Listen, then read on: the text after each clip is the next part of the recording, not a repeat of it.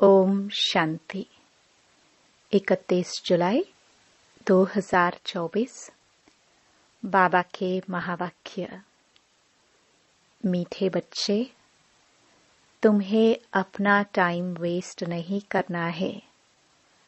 अंदर में नॉलेज का सिमरन करते रहो तो निद्रा जीत बन जाएंगे। उबासी आदि नहीं आएगी। प्रश्न, तुम बच्चे बाप पर फिदा क्यों हुए हो? फिदा होने का अर्थ क्या है? उत्तर, फिदा होना अर्थात बाप की याद में समा जाना। जब याद में समा जाते हो तो आत्मा रूपी बैटरी चार्ज हो जाती है। आत्मा रूपी बैटरी निराकार बाप से जुटती है तो बैटरी चार्ज हो जाती है। विकर्म विनाश हो जाते हैं, कमाई जमा हो जाती है। ओम शांति। रूहानी बाप बैठ रूहानी बच्चों को समझाते हैं। अब यहाँ तुम शरीर के साथ बैठे हो। जानते हो, मृत्यु लोक में यह अंतिम शरीर है। फिर क्या होगा? फिर बाप के साथ शांति धाम में इकट्ठे होंगे। यह शरीर नहीं होगा। फिर स्वर्ग में आएंगे तो नंबरवार पुरुषार्थ अनुसार। सब तो इकट्ठे नहीं आएंगे। यह राजधानी स्थापन हो रही है। जैसे बाप शांति का, सुख का सागर है, बच्चों को भी ऐसा शांति का, सुख का सागर बना रहे हैं। फिर जाकर शांति धाम में विराजमान होना है। तो बाप को, घर को और सुखधाम को याद करना है।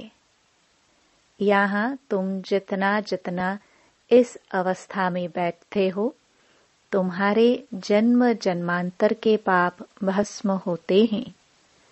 इसको कहा जाता है योग अग्नि। सन्यासी कोई सर्वशक्तिमान से योग नहीं लगाते। वह तो रहने के स्थान ब्रह्म से योग लगाते हैं। वह है तत्व योगी, ब्रह्म अथवा तत्व से योग लगाने वाले। यहाँ जीवात्माओं का खेल होता है। वहाँ स्वीट होम में सिर्फ आत्माएं रहती हैं। उस स्वीट होम में जाने के लिए सारी दुनिया पुरुषार्थ करती है। सन्यासी भी कहते हैं हम ब्रह्म में लीन हो जाए। ऐसे नहीं कहते हम ब्रह्म में जाकर निवास करें। यह तो तुम बच्चे अब समझ गए हो। भक्ति मार्ग में कितनी खिटखिट सुनते रहते हैं। यहाँ तो बाप आकर सिर्फ 2 अक्षर ही समझाते हैं। जैसे मंत्र जपते हैं ना, कोई गुरु को याद करते हैं, कोई किसको याद करते हैं, स्टूडेंट टीचर को याद करते हैं। अभी तुम बच्चों को सिर्फ बाप और घर ही याद है। बाप से तुम वर्षा लेते हो शांति धाम और सुख धाम का। वही दिल में याद रहता है। मुख से कुछ बोलना नहीं है। बुद्धि से तुम जानते हो शांति धाम के बाद है सुख धाम। हम पहले मुक्ति में, फिर जीवन मुक्ति में जाएंगे। मुक्ति जीवन मुक्ति दाता एक ही बाप है। बाप बच्चों को बार बार समझाते हैं टाइम वेस्ट नहीं करना चाहिए। जन्म जन्मांतर के पापों का बोझा सिर पर है। इस जन्म के पापों आदि की तो स्मृति रहती है। सतयुग में यह बातें होती नहीं। यहाँ बच्चे जानते हैं जन्म जन्मांतर के पापों का बोझा है। नंबर 1 है काम विकार का विकर्म जो जन्म जन्मांतर करते आए हो और बाप की निंदा भी बहुत की है। बाप जो सर्व को सद्गति देते, उनकी कितनी निंदा की है। यह सब ध्यान में रखना है। अब जितना हो सके बाप को याद करने का पुरुषार्थ करना है। वास्तव में वहाँ सतगुरु कहा जाता है, गुरु भी नहीं। वाह गुरु का कोई अर्थ नहीं, वाह सतगुरु। मुक्ति जीवन मुक्ति वही देते हैं ना। वह गुरु तो अनेक हैं, यह है एक सतगुरु। तुम लोगों ने गुरु तो बहुत किए हैं, हर जन्म में 2-4 गुरु करते हैं। गुरु करके फिर और स्थान पर जाते हैं। शायद यहाँ से अच्छा रास्ता मिल जाए। ट्रायल करते रहते हैं और गुरुओं से, परंतु मिलता कुछ भी नहीं। अभी तुम बच्चे जानते हो, यहाँ तो रहना नहीं है, सबको जाना है शांति धाम। बाप तुम्हारे निमंत्रण पर आए हैं, तुमको याद दिलाते हैं। तुमने हमको कहा है कि आओ, हमको पतित से पावन बनाओ। पावन शांति धाम भी है, सुख धाम भी है। बुलाते हैं हमको घर ले जाओ। घर सबको याद है। आत्मा फट से कहेगी, हमारा निवास स्थान परम धाम है। परमपिता परमात्मा भी परम धाम में रहते हैं, हम भी परम धाम में रहते हैं। अब बाप ने समझाया है, तुम पर बृहस्पति की दशा बैठी हुई है। यह है बेहद की बात। बेहद की दशा सब पर बैठी है। चक्र फिरता रहता है। हम ही सुख से दुख में, फिर दुख से सुख में आते हैं। शांति धाम, सुख धाम, फिर यह दुख धाम। यह भी अब तुम बच्चे समझते हो। मनुष्यों की तो बुद्धि में नहीं बैठता। अभी बाप जीते जी मरना सिखला रहे हैं। परवाने क्षमा पर फिदा हो जाते हैं। कोई उस पर आशिक हो जल जाते हैं, फिदा हो जाते हैं। कोई फिर फेरी बहन चले जाते हैं। यह भी बैटरी है ना। सबका बुद्धि योग उस एक से है। निराकार बाप से जैसे बैटरी लगी हुई है, इस आत्मा के तो बहुत नजदीक है, तो बहुत सहज होता है। बाप को याद करने से तुम्हारी बैटरी चार्ज होती जाती है।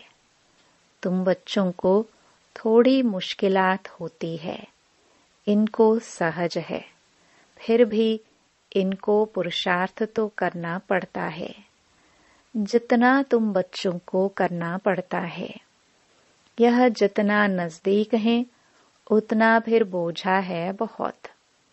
गायन भी है जिनके माथे मामला, इनके ऊपर तो बहुत मामले हैं ना।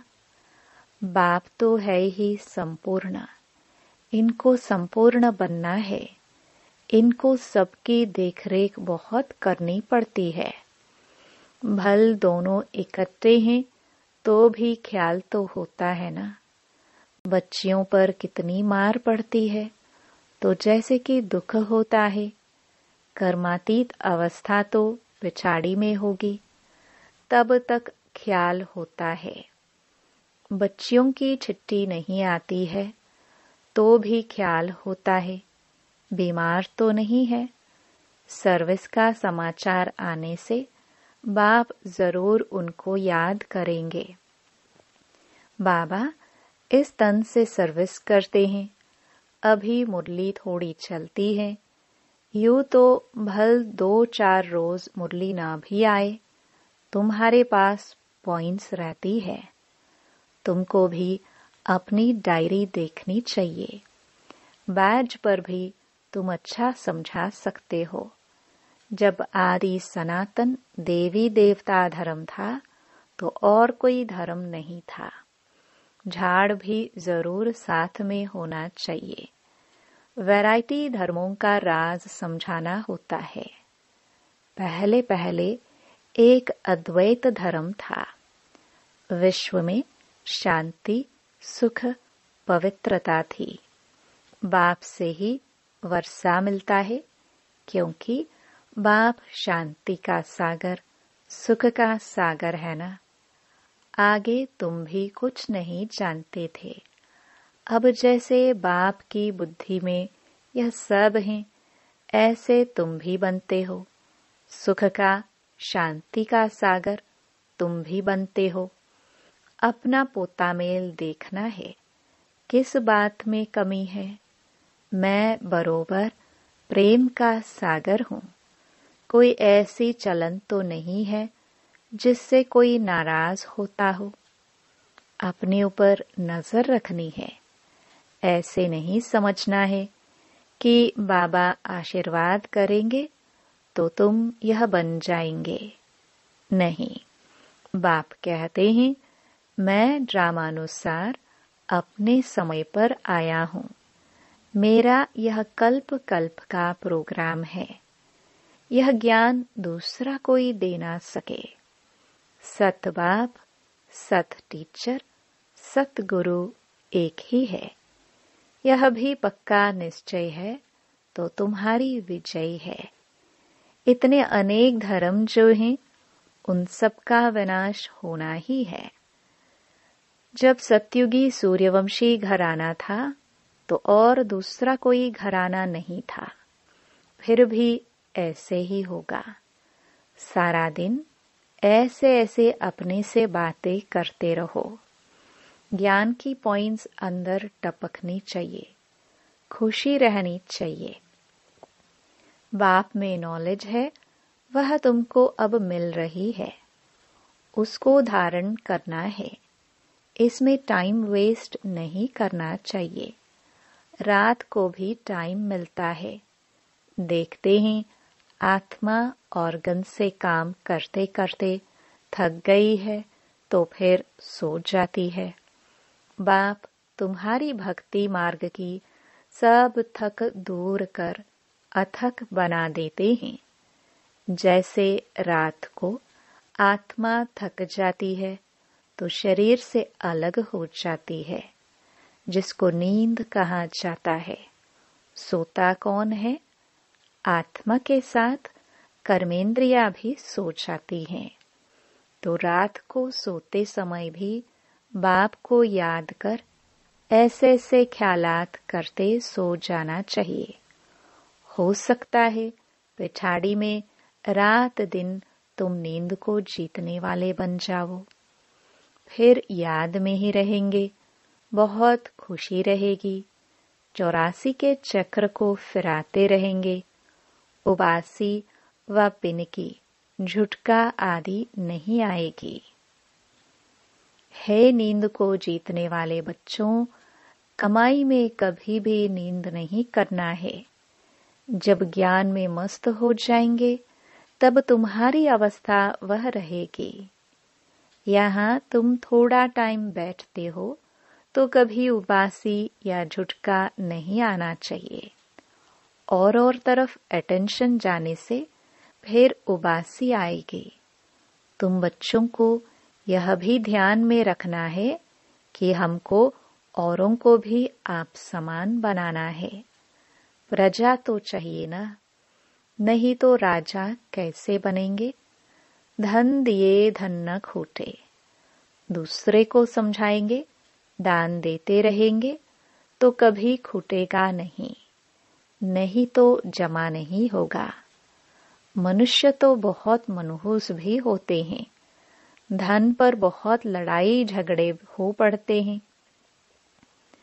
यहाँ बाप कहते हैं तुमको हम यह अविनाशी धन देता हूँ तो तुम फिर औरों को देते रहो। इसमें मनहूस नहीं बनना है। दान नहीं देते हैं तो गोया है नहीं। यह कमाई ऐसी है, इसमें लड़ाई आदि की बात नहीं। इसको कहा जाता है गुप्त। तुम हो इनकॉग्निटो वॉरियर्स। 5 विकारों के साथ तुम लड़ते हो। तुमको अननोन वॉरियर्स कहा जाता है। प्यादों का लश्कर बहुत होता है। यहाँ भी ऐसे हैं। प्रजा बहुत है। बाकी कैप्टन, मेजर आदि सब हैं। तुम सेना हो, उसमें भी नंबरवार हैं। बाबा समझेंगे यह कमांडर है, यह मेजर है। महारथी घोड़े सवार है ना। यह तो बाप जानते हैं। 3 प्रकार के समझाने वाले हैं। तुम व्यापार करते हो अविनाशी ज्ञान रत्नों का। जैसे वह भी व्यापार सिखलाते हैं। गुरु चला जाता है तो उसके पिछाड़ी चेले चलाते हैं ना। वह है स्थूल, यह फिर है सूक्ष्म। अनेक प्रकार के धर्म हैं। हर एक की अपनी अपनी मत है। तुम भी जाकर उन्हों को सुन सकते हो। वह लोग क्या सिखलाते हैं, क्या क्या सुनाते हैं। बाप तो तुम्हें 84 के चक्र की कहानी समझाते हैं। तुम बच्चों को ही बाप आकर वर्षा देते हैं।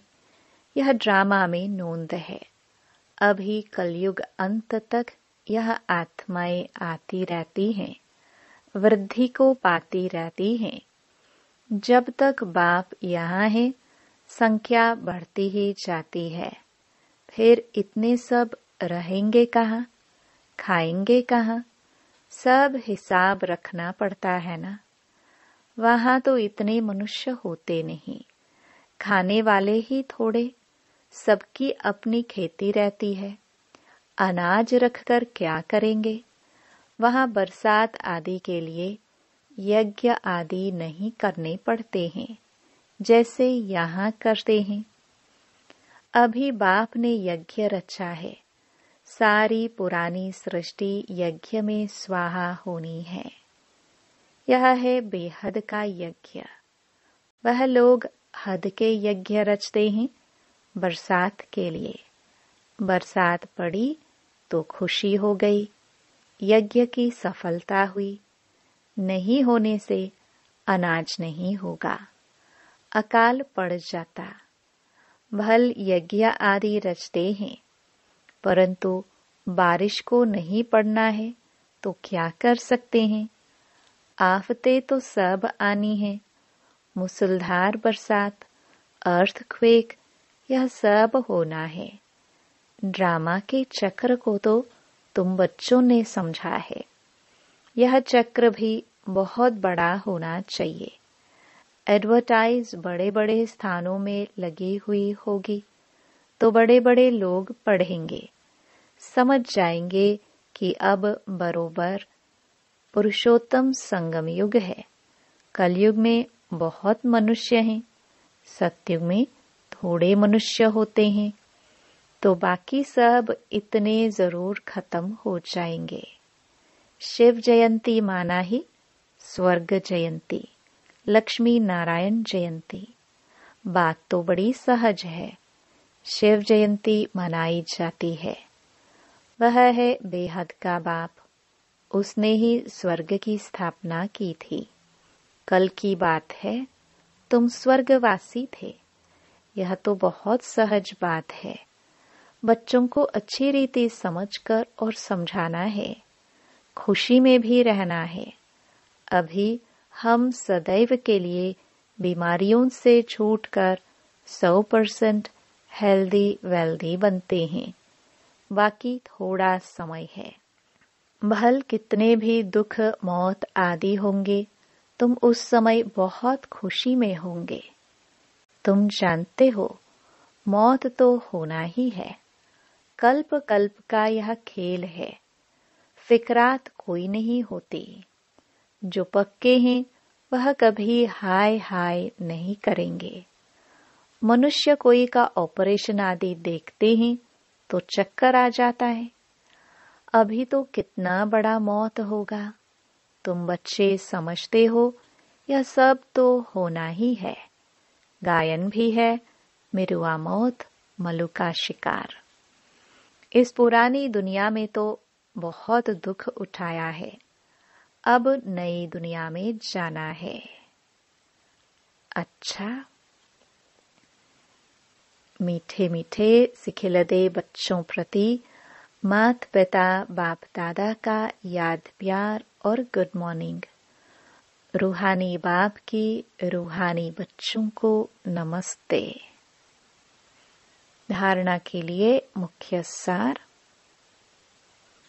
पहला, बाप से अविनाशी ज्ञान धन लेकर दूसरों को दान करना है। ज्ञान दान करने में मनहूस नहीं बनना है। ज्ञान की पॉइंट्स अंदर टपकती रहे। राजा बनने के लिए प्रजा जरूर बनानी है। दूसरा, अपना पोतामेल देखना है। मैं बाप समान प्रेम का सागर बना हूं। कभी किसी को नाराज तो नहीं करता हूं। अपनी चलन पर पूरी नजर है। वरदान, ज्ञान के साथ गुणों को इमर्ज कर सर्वगुण संपन्न बनने वाले गुणमूर्त भव। हर एक में ज्ञान बहुत है, लेकिन अब आवश्यकता है गुणों को इमर्ज करने की। इसलिए विशेष कर्म द्वारा गुण दाता बनो। संकल्प करो कि मुझे सदा गुणमूर्तपन, सबको गुणमूर्त बनाने के कर्तव्य में तत्पर रहना है। इससे व्यर्थ देखने, सुनने व करने की फुर्सत नहीं मिलेगी। इसी विधि से स्वयं की व सर्व की कमजोरियां सहज समाप्त हो जाएंगी। तो इसमें हर एक अपने को निमित्त अव्वल नंबर समझ सर्वगुण संपन्न बनने और बनाने का एग्जाम्पल बनो। स्लोगन, मनसा द्वारा योगदान, वाचा द्वारा ज्ञान दान और कर्मणा द्वारा गुणों का दान करो। ओम शांति।